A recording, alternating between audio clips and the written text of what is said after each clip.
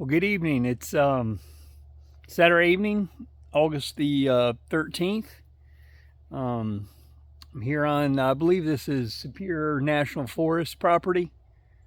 Campsite for tonight. Just to pull off of this gravel road here, which is a dead end. To me, it looks like a big state or federal gate there, which I guess beyond it, I'm assuming people hike, maybe ride mountain bikes, stuff like that.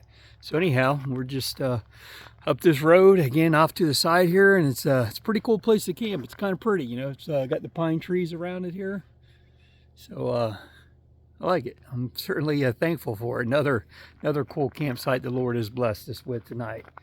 Let's see, 134.3 miles today, so not a long ways. But didn't leave Ely till about 2 o'clock.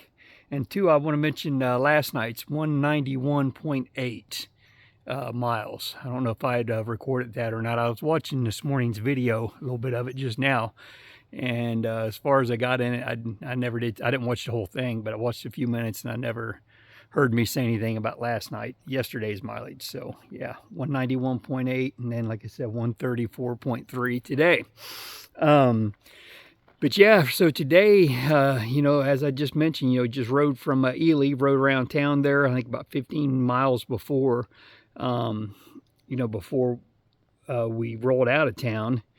And then just from, you know, coming in from the campsite last night, that was Superior National Forest as well. And you know what? I don't know that this is Superior. I saw a sign for a national forest coming in this evening, just out of this town that we're just on the other side of. Now that I think about it, it might not have been Superior. I'm thinking it is, but we'll see. God willing, I'll you know, notice that tomorrow. But yeah, the town, we're just out of Grand Marais or Grand Marais or Grand, you know, I apologize. I have no idea how to say it. I've heard it even said today. I asked the guy about the town, and he said it, but it's spelled like M-A-R-I-A-S, where I'm assuming, you know, the S is silent. So Grand Marais maybe, or Grand Marais, something like that. But that's where we are. We're just beyond it. And get up here in this forest land. But driving through the town here this evening is a neat looking little town, kind of hoity-toity, touristy, but again, right on Lake Superior. So it's pretty cool. And again, sorry, I'm saying again over and over again. Coming along up route, took one, continued on one today out of Ely, and then got on 61 when we hit the coast, I guess you would call it, the coast of Lake Superior, and then came up 61 up to here. But yeah, all along the way, I would catch glimpses of the lake.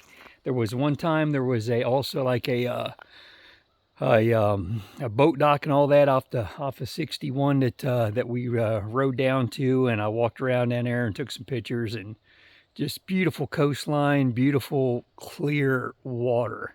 I haven't said it on this since I've been doing these,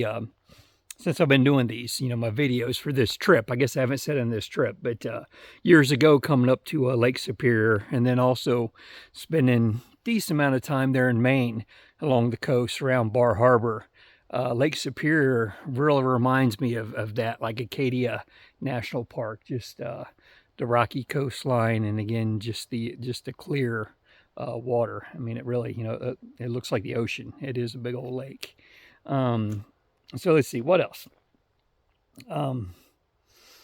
So today, you know, not leaving town till about 2. That's because spent quite a bit of time there at the gas station. First thing, ate my lunch sitting right there on the sidewalk, you know, or there next to parking, and I guess it was my breakfast really. Ate and drank a cup of coffee and talked to my amazing woman and all that good stuff as I was charging my devices. And then I went to the Bear Center of North America, and got to see some black bear up close, and that was so cool. I absolutely loved it.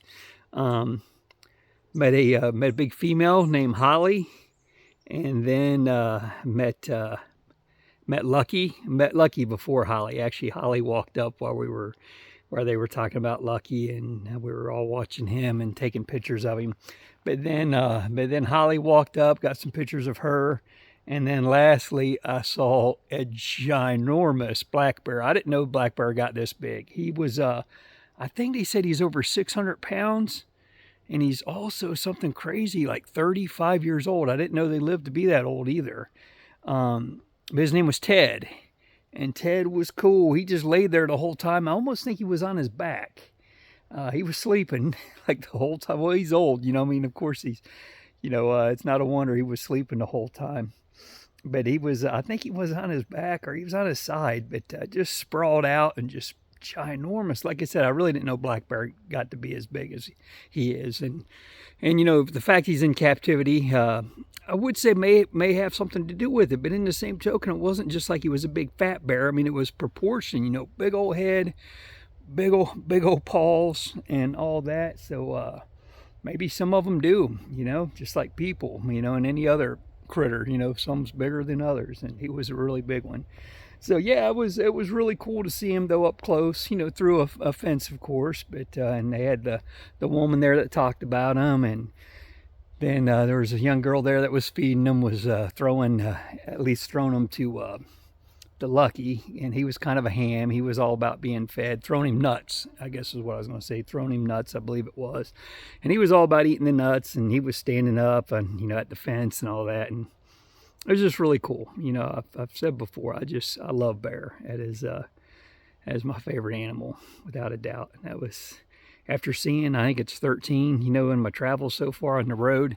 Now to see, to see them up close like that, and take some pictures of them was fun. But from there, then I went to the International Wolf Center on the other side of town, and excuse me. So the deal was there, up at the end of the building, they had a big wall of windows looking out into the to the wolves' habitat, which was like just kind of a wooded area. And evidently there were 5 of them in there. And I saw a white wolf. I either saw, because when I talked to the woman about it before I left, she said there were 2 white ones. So I either saw the 2 different white ones, or I saw the same white one twice.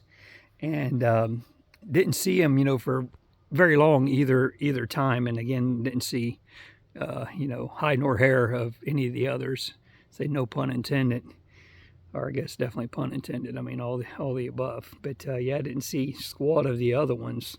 But I saw this white one twice, and it was cool to see. But I tell you, I saw a coyote when I was a kid. There was a Museum of Natural History close to where we lived there in Dayton. They had a coyote that was chained up. And what I remember about that coyote, it paced the whole time. And this wolf, it wasn't really, I wouldn't call it pacing, but as it came through the its enclosure, it seemed like it moved pretty fast. It just kind of, just moved through the area, and it almost, to me, it's the way I felt about it, almost like it just didn't know what to do with itself. Seemed like it checked a thing or two out, kind of looked around, and just kind of like just kept going, and didn't really give us much of a view. But it seemed different, like the bears. Seeing the bear today, the different ones, again, Holly and Lucky, that were up close. Like I said, Ted slept the whole time, and evidently there was another female too that we didn't see. But anyhow, they seemed very content. Like I said, Lucky seemed like he was kind of a ham. He was enjoying being fed, and just seemed like he had some personality, and just seemed like quite a character. And they just, again, seemed very content. But the wolf, to me, seemed did not so much seem content. And then, like I said, it just reminds me of the coyote from when I was a kid. that pace the whole time, you know, in captivity. So I don't know if that's just the way it is, you know, I mean, they're, you know, two totally different, you know, species of animal, and maybe that's the way they handle captivity. Maybe the wolf today, maybe I'm overthinking it. Maybe it, you know, like I said, only caught a couple glimpses, you know, saw it for a few moments. Maybe at other times it maybe lays around, plays, has fun, and, you know, enjoys itself. But all that said, I mean, that's just the impression I got of it today. And it's, so yeah, I wasn't, you know, crazy over seeing it in captivity. I think I'd love to, you know, God willing, one of these days, you know, maybe when make it back out to Yellowstone, which has some wolves, and I know they can be seen there. Maybe see them in the wild doing their thing. I would love to see wolves like that again. But seeing the bear, even though they were in captivity, they were fun, and I really feel like they seem content and probably even just living the dream, so to speak, you know, as far as being taken care of. And like even big old Ted, you know, he gets arthritis medicine, and you know, they get their 4 square meal, or well, 2 meals they feed them morning and evening, but they're fed and they're cared for. And you know, I get an impression they're pretty chill about it. So all that said, I've done ran up what we at, over 11 minutes now, and memory is very limited, or it always is, because that was what, last night's video, or the night before I got cut off, when I was talking about the rain. Yeah, so yeah, I got drenched yesterday, and my boot's still very wet today. Thankfully though, the sun did come out, and even sunny or not, when it wasn't, you know, just the riding that breeze, I'm sure, was drawing the moisture out of my pants, my wet pants. And the boots dried some, and God willing, they'll be even more dry tomorrow. Actually, I'll put dry socks on tomorrow. This morning, I tell you, and that's the worst part about it, I think, is putting wet stuff back on. Once you've got it on, it's not so bad, I don't think. But putting it back on, and I'm not ashamed to admit, I put the same underwear and same socks back on that were just more or less soaked. And I'm not ashamed to admit either. Yeah, I don't change my socks and my underwear every day out here, you know, wet or not. But anyhow, I put them back on wet today, and but I feel like, you know, at least my pants and all that, I don't know, maybe my underwear, yeah, I'm gonna say dried out. But the boots are still wet, the socks are wet, they're hanging over there. But like I said, Lord willing, I'll put dry socks into those boots tomorrow, and should dry up even more so tomorrow. So that's all I got. Talked to my mom a little bit ago. Always great to talk to her. And then, like I said, Lori Ann earlier today, which always great to talk to her, of course. Love them and miss them both. And I am going to say, though, that thankfully Mom is doing better all the time. Slowly, you know, her legs are healing, are getting better. I don't know that they'll ever be, say, cured, so to speak, unless, you know, God would do a miracle, which He can. I know He can. But as far as her condition, I'm going to say, you know, it's chronic. But, you know, she is, at the moment, she's healing and doing better, and I'm just so thankful for that. And I just thank you all for watching, and God bless y'all, and good night.